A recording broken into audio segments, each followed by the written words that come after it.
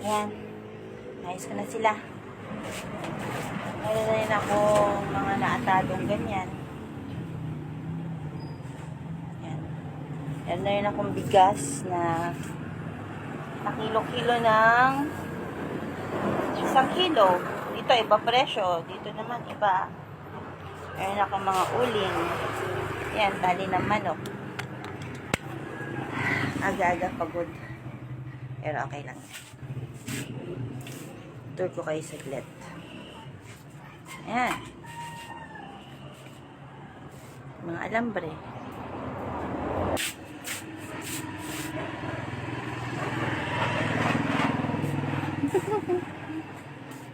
Dito tayo. Sa grocery. Ay, hindi pala ako nakakapag-display ng mga yan. Mga plastic cups. Straw. I-display ko yan dun sa taas. Dami pa akong aayusin. Maya ulit. Work muna. Bago mag-use. Ay.